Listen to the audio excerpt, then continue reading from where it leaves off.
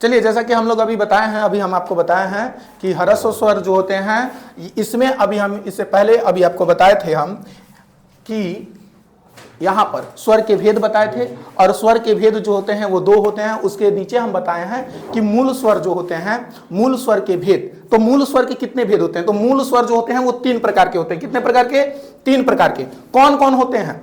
मूल स्वर 3 प्रकार के होते हैं। कौन कौन? पहला हो जाएगा ह्रस्व स्वर। अब ह्रस्व स्वर किसे कहेंगे? पहला ह्रस्व स्वर है। ह्रस्व स्वर कहेंगे किसे? तो देखिए, जिन स्वरों का उच्चारण बहुत कम समय में किया जाए उसे हम ह्रस्व स्वर कहते हैं। जिन स्वरों का उच्चारण बहुत कम समय में किया जाए उसे ह्रस्व स्वर कहते हैं। कोई डाउट है? जिन स्वरों का उच्चारण बहुत कम समय में या कम समय उनके उच्चारण में लगता है उसे हम ह्रस्व स्वर कहते हैं, वे ह्रस्व स्वर कहलाते हैं। ह्रस्व स्वर कितने होते हैं बाबू? ह्रस्व स्वर 4 होते हैं। ह्रस्व स्वर कितने? 4। कौन कौन? अ, बड़ा आ, उ और री। अ, आ, उ, री। ह्रस्व स्वर कितने? 4। अ, आ, उ, री। क्लियर है? इतना समझ में आया? इतना सभी को समझ में आया होगा। ठीक है, आगे बढ़ते हैं। अब आगे बताया जाता है कि री की जो मात्रा है, ध्यान दीजिएगा, जो री की मात्रा है वो री की मात्रा यहां पर ऐसे होता है, ये री की मात्रा है, ठीक ना। और इस मात्रा का उच्चारण जो होता है वो री के रूप में ही किया जाता है। इस मात्रा का उच्चारण किस तरह किया जाता है? री के रूप में ही किया जाता है। चलिए, इतना समझ में आ गया तो आगे बढ़ते हैं। अब आगे बताया जाता है दीर्घ स्वर। दीर्घ स्वर, अभी हमने ह्रस्व स्वर पढ़ा, ह्रस्व स्वर पढ़ लिया हमने। ह्रस्व स्वर में हमने बताया कि ह्रस्व स्वर वैसे स्वर होते हैं जिनका उच्चारण बहुत कम समय में किया जाता है, यह हमने बता दिया। ह्रस्व स्वरों की संख्या 4 होती है। अ, आ, उ, री। अ, आ, उ, री। क्लियर है? यह ह्रस्व स्वर। अब उसके बाद हम लोग दूसरा पढ़ेंगे दीर्घ स्वर। दीर्घ स्वर क्या होते हैं? तो वे स्वर, दीर्घ स्वर किसे कहते हैं? वे स्वर जिनके उच्चारण में ह्रस्व स्वर से दुगना समय लगता है। वैसा स्वर जिनका अगर हम उच्चारण करते हैं तो ह्रस्व स्वर के अपेक्षा उनका उच्चारण करने में हमें अधिक समय लगता हो, उसे हम क्या कहते हैं? उसे दीर्घ स्वर कहते हैं, दीर्घ स्वर कहलाते हैं वो। अब जैसे देखो, सरल शब्दों में स्वरों उच्चारणों में अधिक समय लगता है। स्वरों के उच्चारणों में क्या लगता है? अधिक समय लगता है, उन्हें हम दीर्घ स्वर कहते हैं। वैसे स्वर जिनके उच्चारण में, ऐसे स्वर जिनके उच्चारण में अधिक समय लग जाए उसे हम दीर्घ स्वर कहेंगे। एक ही बात हम बार बार रिपीट कर रहे हैं। इसका मतलब ये हम कहना चाहते हैं कि दीर्घ स्वर वे स्वर हैं जिनका उच्चारण अधिक समय में किया जाता है। ठीक है, अब आते हैं आगे। जैसे अगर हम बात करें आ कैसे बना? आ कैसे बना? तो यहां बताया गया है अ धन अ बराबर आ, बताया गया है। अ और अ मिलता है तो क्या बनता है? आ बनता है। उसी तरह छोटी ई और छोटी ई मिलता है तो बड़ी ई, छोटा ऊ मिलता है तो बड़ा ऊ। अ और ई ध्यान में रखेंगे, इसको नोट भी करते चलेंगे या स्क्रीनशॉट ले लेंगे। ठीक है, तो अ और ई तो मिला तो आई, अ ए ऐ, अ उ ओ, अ औ। ठीक ना, ये हो गया।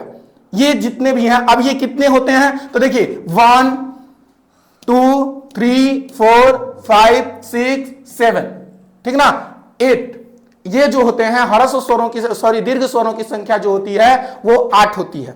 मतलब दीर्घ स्वर जितने भी बड़े हैं, जितने, अगर एक और बात हम दूसरे तरीके से बोलें तो वैसे स्वर जो संयुक्त स्वर होते हैं, संयुक्त स्वर हमारे हिसाब से तो 2 ही होते हैं, लेकिन आप अगर देखा जाए, आपको अगर हम बताएं तो ये भी संयुक्त है, ये दो स्वरों से मिलकर बना है, ये भी संयुक्त है। ध्यान दीजिएगा, यहां ये भी संयुक्त है, 2 स्वरों से, 2 छोटे स्वरों से मिलकर बना हुआ है। ये भी संयुक्त 2 छोटे स्वरों से, ये संयुक्त, मतलब जितने भी स्वर हैं यहां सभी संयुक्त हैं।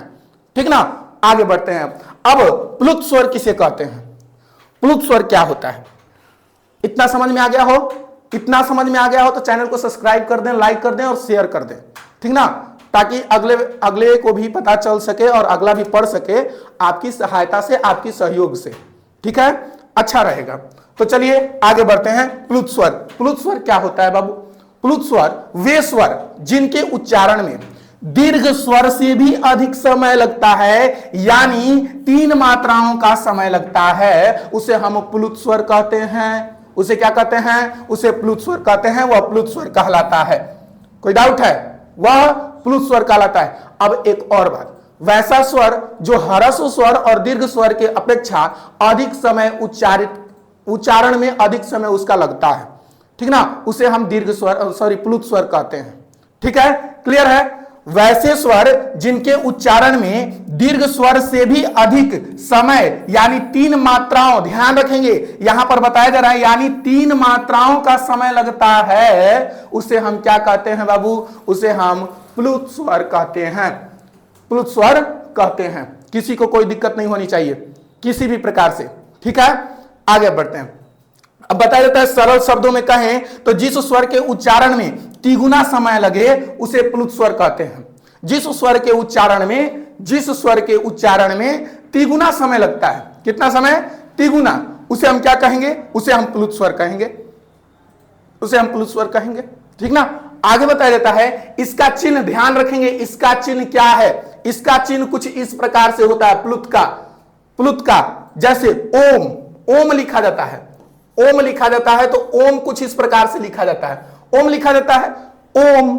अगर हम किसी को पुकारते हैं, पुकार में भी प्लुत स्वर कहते हैं, जैसे हरे मंगरुआ, हरे काकर ताले, ये सब का है, ये सब प्लुत, मतलब हरे हो कहा बाल, मतलब जितना भी हम उच्चारित कर रहे हैं जिसको, हाँ, जैसे तुम पढ़ रहे हो तो हम कहें ए तुम क्या करो, ए मतलब ए कहने का मतलब ए तो निकल रहा है, ए दीर्घ है, लेकिन हम ए कितने बार कर रहे हैं, हो सकता है अधिक कह रहे हैं, ठीक ना, अधिक जोर देकर कह रहे हैं, तो वो क्या हुआ, वो हो जाएगा प्लुत स्वर हो जाएगा।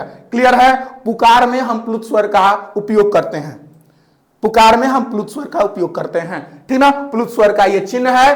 किसी को कोई दिक्कत नहीं होनी चाहिए। अब आगे देखिए, इसका प्रयोग अक्सर पुकारते समय किया जाता है। अब यहां पर यह भी बताया जा रहा है कि ये जो प्लुत स्वर है इसका उपयोग जो है अक्सर पुकारते समय किया जाता है। जैसे क्या बताया जा रहा है, जैसे सुनो, राम, ओम, ऐसे करके। क्लियर है, राम, सुनो, ओम, क्लियर है। देहाती भाषा में, जैसे कि आपकी भाषा में बोले कहां जाता ले, का करता ले, ये सब क्या है, ये सब प्लुत स्वर है, मतलब पुकार रहे हैं। क्लियर है, समझ में आ गया, इतना तो समझ में आया नहीं होगा। बाकी सब तो समझदार है, ये हो तुम लोग, बहुत कुछ समझते हो तुम लोग। चलो आगे पढ़ते हैं। अब बताया जाता है, हिंदी में साधारण प्लुत का प्रयोग नहीं होता है। अब जो है हिंदी शब्दों का अगर हम बात करें तो हिंदी व्याकरण में प्लुत स्वर का उपयोग होता ही नहीं है, क्योंकि प्लुत स्वर जो होता है किसी के आवाहन में, किसी को पुकारने, तो ये सारी चीजें किस में होगी, ये सारी चीजें संस्कृत विषय में होगा, संस्कृत में होगा। संस्कृत में देवी देवता का आवाहन होता है, किसी को बुलाया जाता है, नमः कहा जाता है, वो जैसे स्वाहा, किसी भी चीज का मतलब किसी भी चीज को बुलाना, आवाहन करना। तो ये जितनी भी भाषाएं हैं, वैदिक भाषा में प्लुत स्वर का प्रयोग अधिक हुआ है। इसे त्रिमात्रिक स्वर भी कहते हैं, ध्यान में रखेंगे, ये सबसे जरूरी है। क्या जरूरी है यहां पर, इसे त्रिमात्रिक स्वर कहते हैं। त्रिमात्रिक स्वर किसे कहते हैं बाबू, त्रिमात्रिक स्वर। त्रिमात्रिक का मतलब क्या था, 3 मात्रा वाले। अभी हमने ऊपर पढ़ा था, देखिए यहां हमने पढ़ा था इसको कि 3 मात्राओं का ये स्वर होता है, और ये क्या है, ये 3 मात्रिक है, इसे त्रिमात्रिक कहते हैं। और त्रिमात्रिक स्वर कौन है, तो प्लुत स्वर है। आज से आपसे कोई भी पूछे कि त्रिमात्रिक स्वर कौन होता है, तो बिना रुके, बिना हिचकिचाहट बताना है कि प्लुत स्वरों को त्रिमात्रिक स्वर कहते हैं। प्लुत स्वरों को क्या कहते हैं, त्रिमात्रिक स्वर कहते हैं। कोई भी डाउट नहीं होना चाहिए, ठीक ना। आगे बढ़ते हैं, समझ में आ गया। चलिए अब इसका स्क्रीनशॉट ले लीजिए।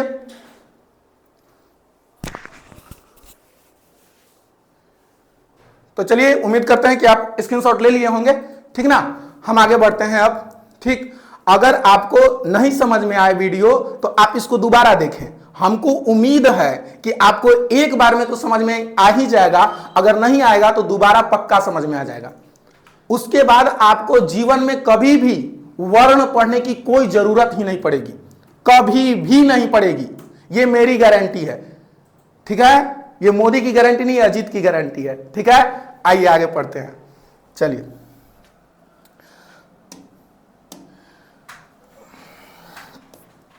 तो अब आते हैं मेन टॉपिक पर, इसके आगे।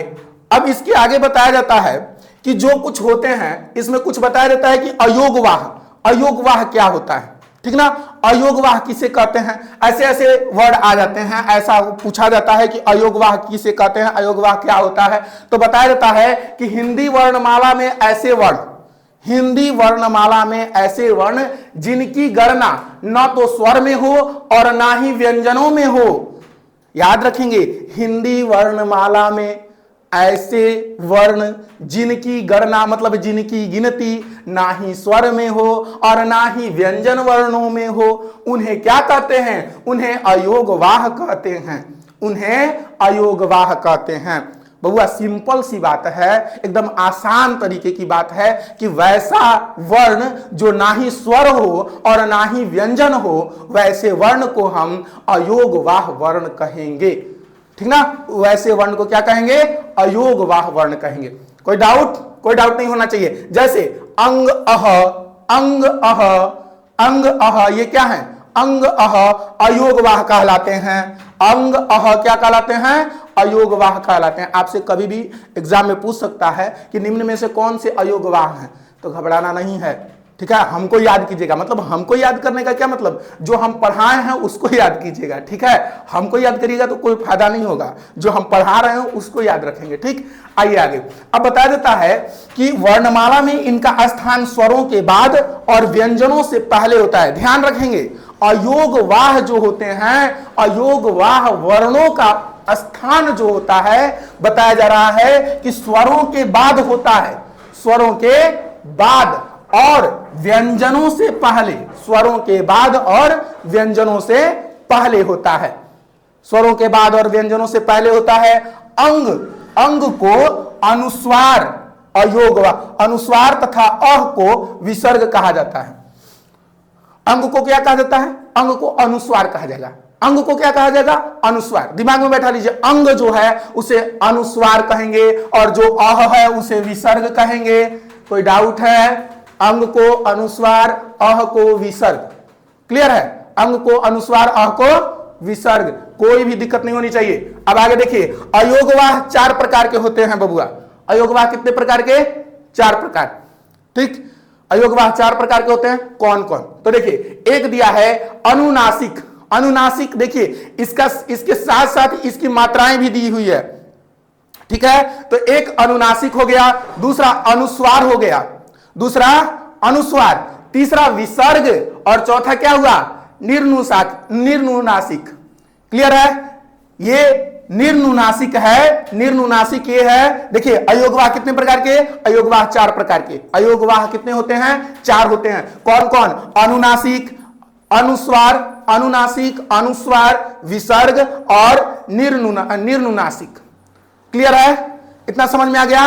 अयोगवाह कितने, 4 प्रकार के होते हैं। कितने, 4 प्रकार के। कोई भी किसी भी तरीके का अगर आपको बीच में ना समझ में आए तो दोबारा हमें कमेंट बॉक्स में लिखकर बोलिए कि सर हमको ये टॉपिक नहीं समझ में आया, हम कोशिश करेंगे उसको दोबारा हम हल करें, ठीक ना। आइए आगे पढ़ते हैं। अब देखिए अनुनासिक किसे कहते हैं, अनुनासिक जो है वो क्या है, अनुनासिक कैसे होता है। तो देखिए जिस ध्वनि के उच्चारण में, जिस ध्वनि के उच्चारण में, ध्यान से सुनिएगा, जिस ध्वनि के उच्चारण में हवा, नाक और मुख, जिस ध्वनि के उच्चारण में हवा, नाक और मुख दोनों से निकलती है उसे अनुनासिक कहते हैं। कोई डाउट है, उसे अनुनासिक कहते हैं, ठीक है। एक बार फिर से, जिस ध्वनि के उच्चारण में बबुआ, जिस ध्वनि के उच्चारण में हम क्या करेंगे, हवा जो है, जब हम कोई भी वर्ड बोलते हैं, कोई भी शब्द बोलते हैं तो कोई ना कोई हवा निकलता है। जैसे क बोलते हैं, ख बोलते हैं तो कुछ ना कुछ निकलता है, ठीक ना। तो यहां पर जैसे हवा, हवा हो गया, हवा निकलेगा कहां, नाक और मुख, नाक से भी निकलेगा और मुख से। अंग, अंग निकल रहा है, अंग, अंग, ये सब क्या है, तो हवा, नाक और मुंह दोनों से निकलता है। इतना याद रखना, अनुनासिक वर्ण वैसे वर्ण हैं जिनमें हवा जो है, जिनके उच्चारण में जो हवा है वो नाक से भी निकलेगा और मुख से भी निकलेगा, ये दोनों ही, ठीक है। और इसे हम क्या कहते हैं, इन्हें अनुनासिक वर्ण कहते हैं। ठीक, आइए आगे पढ़ते हैं। अब अनुस्वार क्या होता है बाबू, अनुस्वार किसे कहते हैं, ठीक ना। तो देखिए, जिस वर्ण के उच्चारण में, ध्यान रखेंगे, जिस वर्ण के उच्चारण में हवा केवल नाक से निकलती है। अब कहिएगा कि हवा नाक से कैसे निकलती है, आई तो गड़बड़ है, कुछ गड़बड़ नहीं है, ध्यान दो इधर। जिस वर्ण के उच्चारण में हवा जो है केवल नाक से निकलती है, उसे अनुस्वार कहते हैं। उसे क्या कहते हैं, अनुस्वार कहते हैं। जैसे अंगूर, अंगूर, लंगूर, अंगूर, लंगूर, अंगद, ये सब क्या हैं, इनको हम अनुस्वार वर्ण कहते हैं। अनुस्वार मतलब यहां अनुस्वार, ये बिंदु है अनुस्वार का, ठीक है, इसे हम अनुस्वार वर्ण कहते हैं। कोई दिक्कत नहीं होनी चाहिए। चलिए नेक्स्ट आगे बढ़ते हैं। इसको थोड़ा सा आप स्क्रीनशॉट ले लीजिए, ठीक है।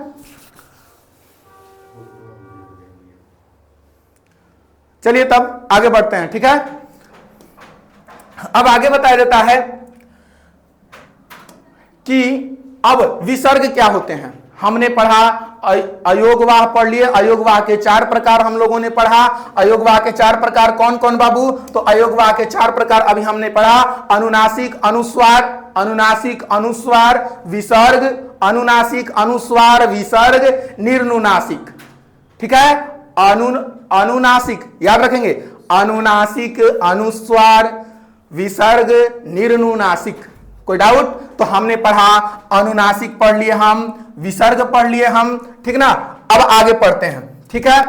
चलिए अब आगे बताया जाता है कि विसर्ग क्या होता है। तीसरा नंबर जो है वो विसर्ग का है। विसर्ग किसे कहते हैं, ठीक है। तो देखिए, जिस ध्वनि के उच्चारण में जिस ध्वनि के उच्चारण में ह की तरह, या जिस ध्वनि का उच्चारण ह की तरह होता है, उसे हम विसर्ग कहते हैं, ठीक ना। जिस ध्वनि का उच्चारण ह की तरह होता है उसे विसर्ग कहते हैं। अब ह कैसे होगा, तो ध्यान दीजिएगा। जैसे हम कहें मनः बालकः, जैसे हम कहें कि मनः बालकः रामः, ये सब क्या है, मह अह, मतलब लास्ट में क्या रहा है, अंतिम में क्या रहा है, अह, ह, अंतिम में क्या रहा है, ह। तो यहां देखिए, जिस ध्वनि के उच्चारण में ह की तरह, जिस ध्वनि का उच्चारण ह की तरह हो, उसे हम क्या कहेंगे, विसर्ग ध्वनि कहेंगे, विसर्ग कहेंगे। कोई डाउट नहीं। विसर्ग का चिन्ह यहां है, क्लियर है, विसर्ग का चिन्ह। किसी भी प्रकार का कोई भी दिक्कत हो तो कमेंट बॉक्स में बताएंगे आप हमको, ठीक है। आगे अब देखिए, निर्नुनासिक कैसे वर्ण होते हैं। निर्नुनासिक कैसे वर्ण होते हैं, तो देखिए, केवल मुंह से बोले जाने वाले स्वर वर्णों को निर्नुनासिक वर्ण कहते हैं। वैसे स्वर वर्ण, अब तो सभी स्वर वर्णों को मुंह से ही बोला जाता है ना, सभी स्वर वर्णों को क्या कान से आप बोलते हैं स्वर वर्णों को, नहीं ना, कान से तो नहीं बोलते। हाँ, लेकिन कभी कभी हम नाक से, कोई ऐसा जैसे अंग अह, इनका कभी कभी हम नाक से भी उच्चारण करते हैं। नाक का भी मदद होता है और मुंह का भी मदद होता है, मुख का और नाक का, दोनों का। तो यहां बताया जाता है कि केवल मुंह से बोले जाने वाले स्वर वर्णों को क्या कहते हैं बाबू, निर्नुनासिक वर्ण कहते हैं। वैसे स्वर वर्ण जिनका उच्चारण केवल मुख से हो, वो कैसे होंगे, उन्हें हम निर्नुनासिक वर्ण कहेंगे। कोई डाउट, कोई किसी भी प्रकार का डाउट नहीं होना चाहिए। जैसे इधर उधर, आप अपना, जैसे इधर उधर, आप अपना, घर इत्यादि, ठीक ना। जैसे कोई बोले इधर आओ उधर जाओ, इधर उधर, ये क्या है, ये क्या है बाबू, तो निर्नुनासिक है, ठीक ना। इतना किसी को कोई डाउट है इसमें, किसी भी प्रकार का कोई दिक्कत। चलिए आगे पढ़ते हैं।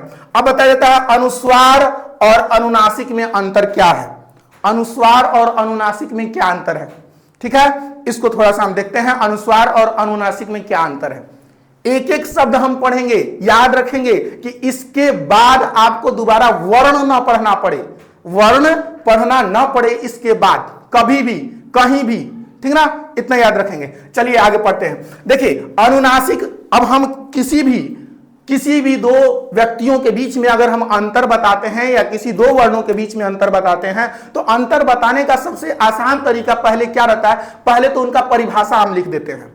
पहले परिभाषा, एक तरफ हम अनुनासिक लिखेंगे और दूसरे तरफ अनुस्वार।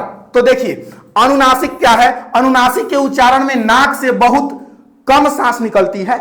मतलब जब हम अनुनासिक वर्ण का उच्चारण करते हैं तो नाक से बहुत कम सांस लेते हैं और मुंह से अधिक, जैसे आंसू, आंसू, ठीक ना, जैसे आंत, गांव, चिड़िया, ये क्या है, ये अनुनासिक स्वर वर्ण है, अनुनासिक वर्ण है, ठीक ना। आगे बढ़िए, अब आगे बता देता है पर अनुस्वार के उच्चारण में नाक से अधिक सांस निकलती है और मुख से कम। बबुआ सिंपल सी बात है, बच्चा समझ जाओ क्या सिंपल सी बात है। तो अनुनासिक क्या होगा, तो अनुनासिक में बहुत कम कहां से निकलेगा, नाक से हम बहुत कम उच्चारण करेंगे लेकिन मुख से अधिक, नाक से कम मुख से अधिक, तो वो क्या होगा, अनुनासिक होगा। जैसे आंसू, आंत, गांव, चिड़िया इत्यादि, ठीक है। ठीक उसी प्रकार हम यहां पर बात करें अनुस्वार का, तो अनुस्वार में हम अधिक सांस कहां से निकलती है, तो नाक से अधिक निकलेगा और मुख से कम निकलेगा, जैसे अंक, अंश, पंच, अंग इत्यादि। समझ में आया, जैसे अंक, अंश, पंच, अंग इत्यादि। कोई डाउट किसी भी प्रकार की, कोई दिक्कत नहीं। आगे बढ़ते हैं। अब देखिए अनुस्वार अनुनासिक स्वर की विशेषता है, अर्थात अनुनासिक स्वर पर चंद्र बिंदु लगता है। ध्यान में रखेंगे बबुआ, हमेशा हमेशा ये बात को ध्यान में रखेंगे कि अनुनासिक स्वर जो होते हैं, अनुनासिक पूछ देगा कि निम्न में कौन अनुनासिक स्वर है, तो दिमाग में बस इतना रखना है कि जो अनुनासिक स्वर होगा ना, जो भी अनुनासिक स्वर होगा ओकरा ऊपर क्या लगा रहेगा, ओकरा ऊपर जो है एक चंद्र बिंदु लगा रहेगा। चंद्र बिंदु तो आप लोग जानते हैं कैसा होगा, चंद्र बिंदु लगा रहेगा। लेकिन अनुस्वार एक व्यंजन ध्वनि है। अनुस्वार क्या है बाबू, अनुस्वार एक व्यंजन है, ठीक है। अनुस्वार क्या है, अनुस्वार एक व्यंजन है। अब आगे बता देता है कि अनुस्वार की ध्वनि प्रकट करने के लिए वर्ण पर बिंदु लगाया जाता है। एक और बात पूछेगा कि निम्न में से कौन अनुस्वार वर्ण है, ठीक ना, पूछेगा कि निम्न में से कौन अनुस्वार वर्ण है, तो आपको कुछ नहीं करना है, देखना है कि कौन पर बिंदु है, बिंदु कौन पर है, अजोना पर बिंदु होगा, मार देना टॉप, वो क्या होगा, अनुस्वार होगा, अनुस्वार वर्ण हो जाएगा ना, अनुस्वार वर्ण हो जाएगा। अगर वही कहे कि बताओ तुम कि अनुनासिक क्या होगा, अनुनासिक, तो उसमें बता देना कि उसमें चंद्र बिंदु रहेगा, अनुनासिक में चंद्र बिंदु, और अनुस्वार में जो होगा वो सिर्फ बिंदु होगा, ठीक ना। सिंपल सी बात है, समझ में आना चाहिए। जैसे अंगुष्ठ, अंगुष्ठ है, अंगुष्ठ क्या है, एक संस्कृत शब्द है अंगुष्ठा, अंगुष्ठा जिसको कहते हैं अंगुष्ठा, तो ये क्या है, अंगुष्ठा मीन्स होता है अंगूठा, अंगुष्ठ। लेकिन ये क्या है, अंगुष्ठ क्या है, अंगुष्ठ जो है वो अनुस्वार है, अंगुष्ठ अनुस्वार है। लेकिन अगर यही अंगूठा की बात कर दें तो अंगूठा क्या हो जाता है, तो अंगूठा अनुनासिक हो जाता है, अंगूठा क्या होगा, अनुनासिक हो जाएगा। तो समझ में आया, समझ में आ गया, सभी को समझ में आया। चलिए अब आगे बढ़ते हैं, हम आगे बढ़ते हैं। आगे बताया जाता है स्वरों की मात्राएं, स्वर की मात्रा कैसी होती है यह भी जानना बहुत जरूरी होता है। आप पढ़ रहे हैं तो आपको जानना जरूरी है कि स्वर की, कौन से स्वर की क्या मात्रा है, ठीक ना, कौन सी स्वर की कैसी मात्रा है, यह जानना आपके लिए बहुत जरूरी है। अगर आप ये नहीं जानते हैं तो आप कैसे पहचान पाएंगे। जैसे हम संधि आगे पढ़ेंगे तो संधि में दो स्वरों को जब आपस में मिलाते हैं तो एक नया संधि, एक नया वर्ड बनता है, विकार उत्पन्न होता है। जैसे हम कहें वर्णाम परस्पर विकृतमिति संधानाम संधि, ये संस्कृत में हो गया। दो वर्णों के परस्पर मेल से जो विकार उत्पन्न होता है उसे हम संधि कहते हैं, उसे हम संधि कहते हैं। तो ये क्या है, ये कहने का मतलब हमारा है कि जब हम संधि पढ़ेंगे तो उसमें हम जानेंगे कि इसका क्या मात्रा है। अगर अ है तो अ की क्या मात्रा किसी शब्द से जुड़ती है या नहीं, उसके बाद जानेंगे आ की क्या मात्रा है। आइए मात्रा से पहले हम जानते हैं क्या, इसे क्या कहते हैं। देखिए बताया जाता है स्वरों की मात्राएं, ठीक है, स्वरों की मात्राएं। देखिए अ के अतिरिक्त ध्यान में रखेंगे, ध्यान में क्या रखेंगे, अ के अतिरिक्त शेष स्वर जब व्यंजनों के साथ प्रयुक्त किए जाते हैं, मतलब जब व्यंजनों के साथ मिलाए जाते हैं, अ के अतिरिक्त मतलब अ के अलावा कोई भी स्वर जब व्यंजन से मिलेगा तो उनकी मात्राएं ही लगती हैं। उनकी क्या लगेंगी? मात्रा लगेगी। ठीक है, जैसे अगर हम बात करें, एक थोड़ा सा संधि विच्छेद करेंगे, ठीक ना। जैसे हम बात करें रामा धन अनुज, रामा धन अनुज, ठीक है, इसका संधि विच्छेद क्या होगा? संधि विच्छेद होगा, इसमें म है, हाँ, और आ है, ठीक ना, और यहां पर क्या है? अ है, तो अ और आ मिलता है तो क्या बनता है? आ बनता है, और म मिल गया तो ये बन जाएगा मा, तो ये हो जाएगा क्या? रामानुजः, रामानुजः, ठीक ना, रामानुजः। डाउट है? कोई डाउट नहीं होना चाहिए, ठीक है। आइए आगे बढ़ते हैं। अब आगे बताया जाता है कि अ के अतिरिक्त जितने भी शेष स्वर हैं वो व्यंजनों के साथ प्रयुक्त होते हैं और इनकी मात्राएं ही वहां लगती हैं। इसके बाद अ की मात्रा नहीं होती है। ध्यान में रखेंगे, ऐसा कौन सा स्वर है जिसकी मात्रा नहीं होती है बबुआ? ऐसा कौन सा स्वर है जिसकी मात्रा नहीं होती है? तो वो क्या है? वो अ है, अ है। अ की मात्रा नहीं होती है, ठीक ना। आगे अ से रहित व्यंजनों को हलंत लगाकर दिखाया गया है या दिखाया जाता है। अब अ से रहित मतलब जो, जैसे हम क लिखते हैं, जैसे यहां देखिए ना, यहां दिखाया गया है, यहां दिखाया गया है, क लिखा गया है ना, क लिखा गया, तो क में देखिए हलंत है, लेकिन जैसे ही अ संयुक्त तो होता है क से, किससे मिलता है? क से, तो बन जाता है क्या? क। हाँ, बनता है क। कोई डाउट किसी भी प्रकार से? अब यहां पर देखिए ख धन अ क्या बनेगा? ख। क्लियर है? आगे देखिए, अब बताया जाता है अंग, अंग को बिंदु, अंग को बिंदु, ये जो बिंदु है तथा अ को विसर्ग के रूप में लिखा जाता है। अंग जो है बिंदु के रूप में लिखा जाएगा और अ जो है वो विसर्ग। क्यों विसर्ग होगा? अ विसर्ग क्यों होगा? क्योंकि अ के बाद जो है ये विसर्ग का जो बिंदु है, जो चिन्ह है, वो विसर्ग लगता है, जिस कारण से हम अ को विसर्ग में रखते हैं। और अंग के ऊपर क्या लगता है? बिंदु, तो उसके कारण हम इसे बिंदु के रूप में देखते हैं। आइए अब हम यहां देखते हैं। यहां पर आप देख सकते हैं, जैसे अ का कोई भी मात्रा नहीं दिया है, अ की मात्रा है नहीं है, लेकिन आ की मात्रा है, ठीक ना, ई की मात्रा है, बड़ी ई की मात्रा है, री की मात्रा है, उ, बड़ा उ, ए, आए, ओ, औ, इन सब की मात्राएं हैं, इन सब की मात्राएं हैं। यहां ध्यान दीजिएगा, यहां जो है, यहां ये सब सही है, ठीक है। इन सभी को नोट कर लीजिए, आप इन सभी को नोट कीजिए, जल्दी नोट कीजिए, या आप इसको क्या कर लीजिए? नोट कर लीजिए या स्क्रीनशॉट ले लीजिए। हाँ, सिंपल सी बात है, स्क्रीनशॉट लोगे ना। 1 मिनट। हाँ, अब स्क्रीनशॉट लीजिए। चलिए, आप स्क्रीनशॉट ले लिए हैं तो हम आगे बढ़ें, आगे बढ़ जाए ना। चलिए आगे बढ़ते हैं। अब आगे बढ़ते हैं हम। अब आगे बताया जाता है व्यंजन, ठीक ना। तो हम व्यंजन जो है वो कल नेक्स्ट वीडियो में पढ़ेंगे, ठीक है। आज हमने क्या कंप्लीट किया? आज हमने स्वर पूरा पढ़ा, ठीक है। स्वर जितना भी है आज स्वर हमने पढ़ लिया। स्वर में अब एक भी ऐसा स्वर नहीं है जो बचा हुआ है, ठीक। तो हम आपसे उम्मीद यही रखते हैं कि आज हम जितना भी पढ़ाए हैं वो आपको याद होना चाहिए। नोट्स बना लीजिएगा आप। हम कल भी बोले थे, आप जब हमारा सहयोग कीजिएगा तो हम आपका भी सहयोग करेंगे, ठीक ना। आपसे हम हैं और हमसे आप हैं, समझ रहे हैं दोनों लोग, ठीक है। तो चलिए, इसी के साथ आज के लिए बस इतना ही। मिलते हैं कल। नमः संस्कृताय।